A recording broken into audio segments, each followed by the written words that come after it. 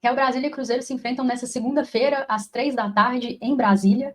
Eu sei que você está esperando que eu diga que esse jogo vai ser muito difícil, para você poder discordar de mim aí nos comentários. Eu não vou dizer que esse jogo vai ser muito difícil, mas eu tô aqui para te dizer que esse jogo não é tão simples quanto parece. E é sobre isso que eu vou falar um pouquinho no pré-jogo de hoje. Bom, o Cruzeiro é mais time que o Real Brasília, né? E eu acho que qualquer análise tem que partir desse princípio. Nós temos um elenco superior, nós temos um trabalho de comissão técnica que é mais interessante, nós temos mais alternativas táticas, mais soluções, nós vivemos melhor momento, então, se o Cruzeiro está invicto na competição, o Real Brasília vem de 4 jogos sem conseguir vencer, então é óbvio que, quando você analisa friamente, o Cruzeiro é favorito e bastante favorito para esse confronto, e eu não estou aqui para desmentir isso ou dizer que isso não é verdade.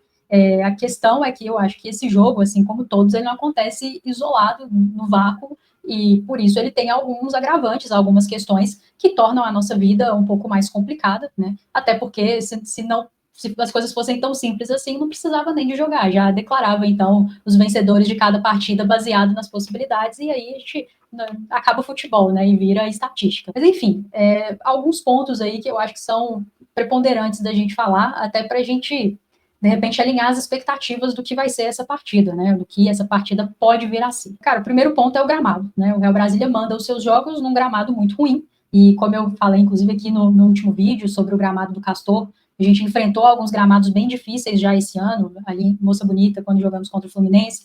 Acho que aquela partida contra o Inter também, um gramado bem aquém. E mais uma vez a gente vai jogar uma partida de futebol num gramado bem aquém daquilo que seria o ideal e para o nosso time, que é um time muito técnico, que procura construir desde a sua linha de zaga, né, construir curto, fazer triangulações, né, e evoluir dessa forma em campo, dificulta demais o nosso trabalho. Então, eu acho que não dá para a gente desconsiderar esse aspecto nunca. Às vezes as pessoas falam, mas o gramado é ruim para as duas equipes. Sim e não. O gramado, de fato, é ruim para as duas equipes, quando o gramado é ruim, mas ele é pior para a equipe que busca construir. Se você faz um jogo de transição, lançamento para frente, seja o que Deus quiser, às vezes o gramado não te atrapalha tanto. Como não é o nosso caso, é evidente que atrapalha sempre muito mais, porque a gente procura ter a bola, a gente procura construir essas jogadas de forma consciente, trabalhada, né, desde lá de trás até evoluir o campo inteiro. Então, é óbvio que isso é um problema, e é óbvio que num gramado como esse, por vezes, você precisa ser um pouco mais objetivo, né? E acho que esse talvez seja um desafio e um caminho para o Cruzeiro nessa segunda-feira. Tentar fazer um jogo um pouco mais vertical nesse sentido, porque a gente vai precisar driblar, além das 11 jogadoras adversárias, essa grande adversidade, que é um gramado bem aquém daquilo que a gente precisa para praticar o futebol aí, minimamente, né? Segundo ponto, logística, né? É óbvio que ver o time jogar quarta e domingo é muito bom. Se eu pudesse, via o jogo delas todo jogo, ainda mais quando o time tá bem, tá numa crescente de confiança, tá invicto há um tempão, a gente, se pudesse, né, veria jogo todo dia. A questão é que você fazer jogos em sequência é muito difícil, e agora a gente tem, além do pouco tempo de preparação, uma viagem, né? Não sei ainda como vai ser a logística, se elas vão de ônibus, de avião, enfim. De qualquer maneira, é uma viagem cansativa e que pesa. Elas vão viajar no domingo. Eu tô gravando esse vídeo na sexta-feira, né? Elas folgaram ontem, quinta. Folga não. Descanso programado para recuperação. É assim que o clube divulga e tá certo. Então, hoje elas treinam, amanhã, sábado, elas treinam, viajam domingo para jogar na segunda-feira. É muito pouco tempo, né, cara? De tanto para recuperar quanto para treinar. Então, a gente achar que isso não pesa no que a gente vê em campo é ser muito ingênuo. E, cara, não tem nenhum outro país no mundo em que se joga futebol profissional de alto nível quarta e domingo o ano inteiro. Essas coisas só acontecem aqui no Brasil. E é óbvio que isso vai pesar no desempenho da equipe. Então, quando você vê, às vezes, um atleta errando um passe que não costuma errar, ou o time caindo um pouquinho fisicamente, principalmente no segundo tempo, não dá para a gente só individualizar essa culpa, né? Ou tentar apontar para outros aspectos. Eu acho que existem outros aspectos, sim, que influenciam, mas a sequência é muito pesada quando você não tem tempo suficiente para se recuperar, para treinar, para fazer uma logística de viagem que impacte menos no seu grupo. É evidente que você vai ver isso no campo. Eu sei que os problemas, né, de viagens e de sequência de jogos não são um privilégio do Cruzeiro, todas as equipes enfrentam isso, inclusive o Real Brasília, mas é óbvio que isso pesa, isso sempre tem que ser levado em consideração, e quando a gente quer um espetáculo, né, assistir um espetáculo, é muito difícil assistir um espetáculo quando você tem que jogar quarta e domingo, inclusive pegando o gancho, né, o mês de maio no masculino, a gente vai acabar vendo isso também, um jogo a cada 3 dias, 10 jogos em um mês, é difícil, né, então aqui também a coisa não é muito diferente. Eu acho que isso é um ponto que tem que ser levado em consideração e que pode pesar para o que a gente vai ver em termos de qualidade de jogo, além do gramado, essa questão da sequência do pouco tempo de preparação e da viagem. E tem um terceiro ponto aí que comunica muito com esse, que é o fato de que o Cruzeiro tem pelo menos 2 desfalques confirmados para esse jogo, e eu não sei se vai parar aí, até em função de realmente fazer controle de carga e de minutagem, né?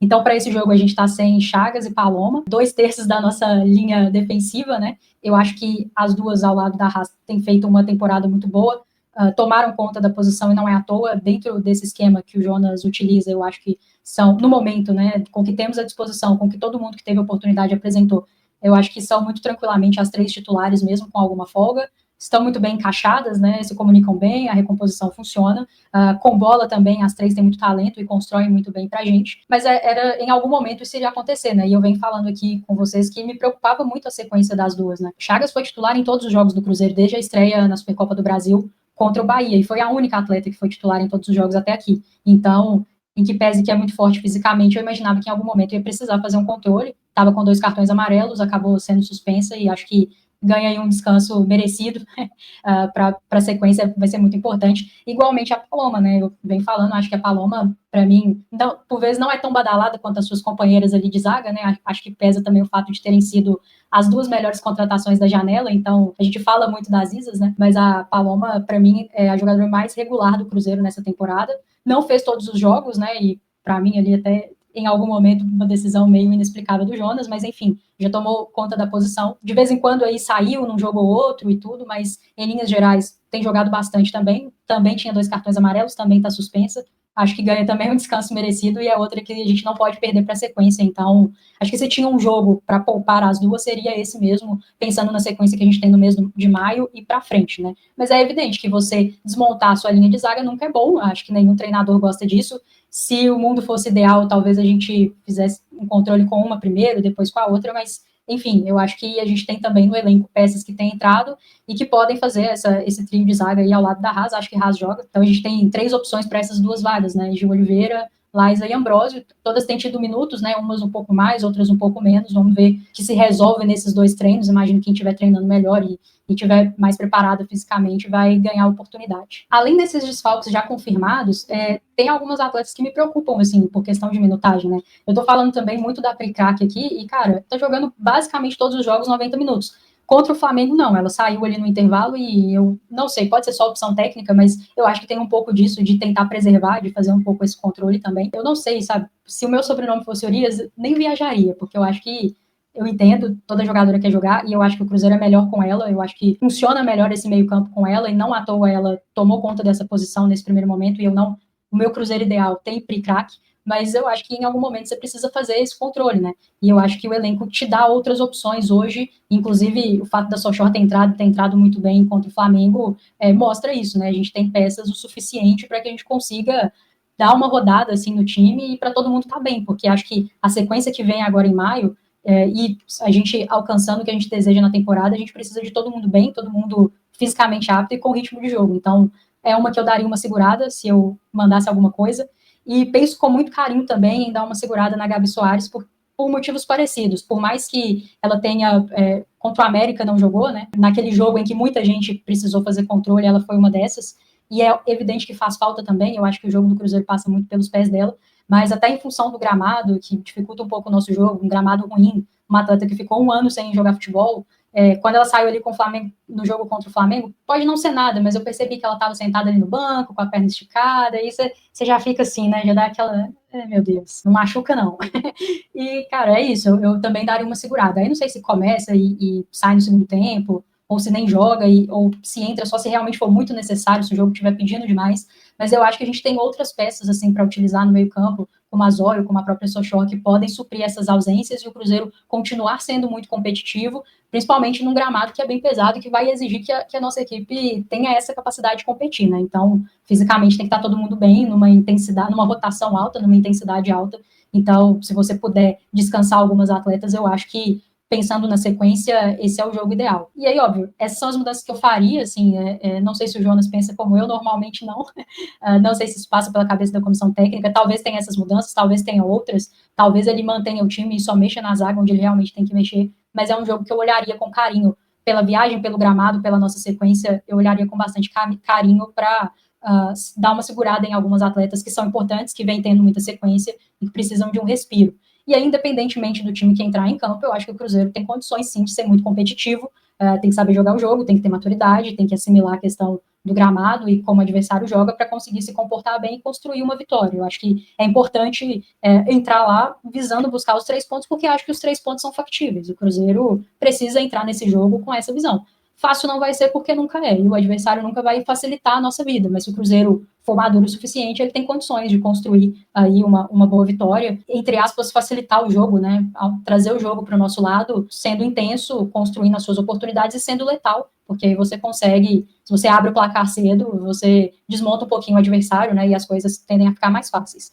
Então, fica a expectativa para ver o time que vai a campo e fica a expectativa para ver qual vai ser o comportamento do time em mais um jogo que tende a ser dificultado por esses aspectos extra-campo, por assim dizer. Mas acho que a gente tem condições de fazer um bom jogo e de seguir com essa toada de invencibilidade numa rodada em que a Ferroviária vai ter um jogo muito duro contra o Flamengo, né? Então, acho que a gente fazendo a nossa parte, existem grandes chances de, por que não, a gente pensar na liderança da competição ainda agora na 9ª rodada.